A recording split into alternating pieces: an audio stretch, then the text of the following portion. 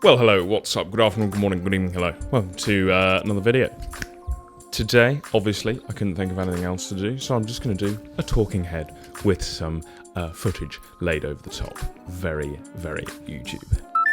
Today, I'm going to talk a little bit about music videos. Now, this is all just my personal opinion. Anything I've drawn from experiences I've had shooting music videos, which is not thousands of hours. I like to think I've shot some pretty good music videos. I've also shot some really quite terrible steaming wheelbarrows full of shit in terms of music videos. Let's get into it, and I'm going to tell you what I've learned. Quite a simple thing to get through your head is, what is the style of your music video? Generally, there are two styles of music video. You've got story and you've got performance. Or maybe a third. You could have story and performance.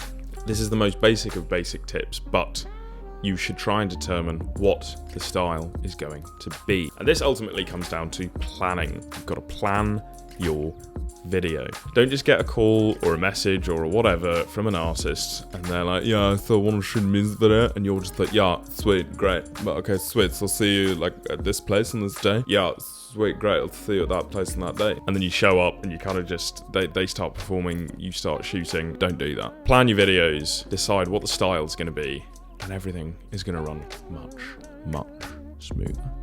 Tip number 2, stay within what you can pull off.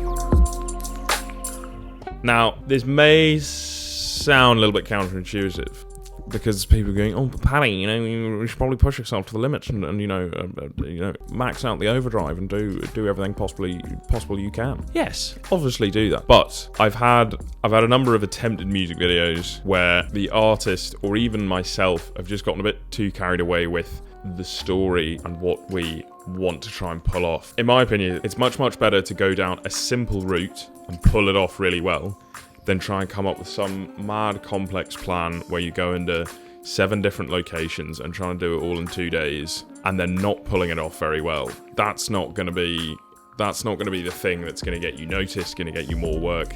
That's the thing that you're going to hit send on in the edit and then just stare at the screen and think, right, well, I'm never sharing that anywhere ever again. Some of the best music videos in the world are just painfully simple. A lot of the time, that's what the track's going to require. You don't have to show off and be doing all sorts of craziness to make a good music video. Keep it simple, especially when you're starting. Keep it simple. Work within the boundaries of what you can pull off and pull off really well. There's obviously time for innovation and trying new things and pushing the boat out, but you can still do that within the realm of knowing what you can pull off. And that leads us quite well into point number 3, which is start looking at music video budgets as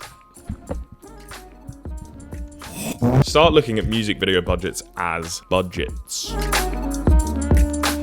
So I used to think that if I got a budget for a music video, it'd be like, oh, great, that's how much money is going into my pocket. That is probably what you're going to be doing for the vast majority of your music videos, and not even just your music videos, but all of your work when you're starting out. You'll be working for very little, you'll be working for maybe a good amount of money, but ultimately at the end of the day, it's all going right in your back pocket next to your bottom. The sooner you can pursue slightly higher budgets and start to move away from this mentality of however much money I'm getting paid, that's how much I'm going to take. If you can start looking to allocate budget to other areas of the videos, I promise you, stuff's going to start going through the roof. I learned this when I first started shooting videos with a crew and through an agency where there were a couple of people on set, and there was actually budget for all of these people on set and for all of the things going on. There were props, there was location fees, there was budget for equipment rental. All of these things really start to elevate a music video. And out of all of them, I believe the most important thing you can spend money on is location.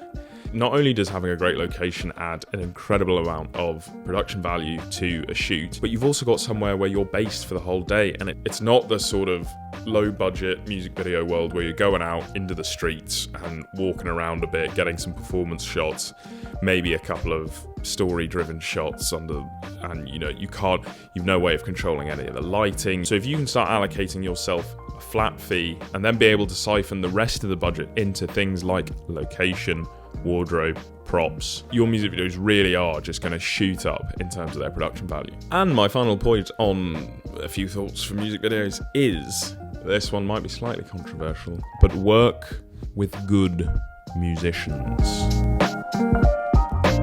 This one's painful because the reason I say this is because I have worked with some not very good musicians. And odds are you can't find the videos anywhere because I just haven't wanted to post them. Because I've been watching them and I've been watching back through the music videos, and in my head I did everything right. You know, I reallocated a bit of budget towards location or equipment rental, and I'm on, you know, thinking, no, this is great, this is like any other music video I've shot. And then you really just slowly realise that the track is just, and the artist is just a complete twat arse, and you come out the other end of it and you're just looking at it with a distraught face, and you're just like, this is not good.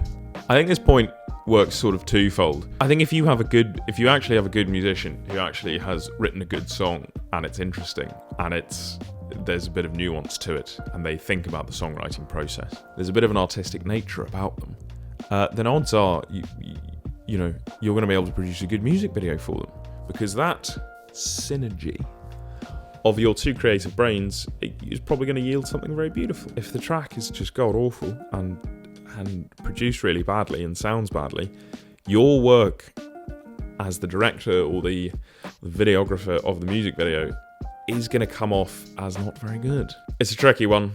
You're definitely going to have to work with some not very good musicians, and some of the music videos you produce might be really great. The thing is that some of the best music videos in the world, most of the time, are accompanying some of the best songs in the world. So it's not just a 100% swing your way if you create beautiful visuals and there's an amazing story and all of this. You know, people are going to cry and be like, this is fantastic, what a great piece of art. No. Unfortunately, it is a 50-50 split. Your video is accompanying the music. It'll help your process of making a good music video if the song itself is quite good. If you disagree with me, I will meet you for Pistols at Dawn. Drop a comment down below and tell me where you want to meet, and I'll come and blow your face off. Thank you very much for watching this video. It's been a true pleasure. It's been very enjoyable having you sit here watching me regurgitate my thoughts on music videos to you. Make sure you give this video a thumbs down and kindly unsubscribe if you have already subscribed. I really appreciate that. Thank you very much. I'll see you in the next video.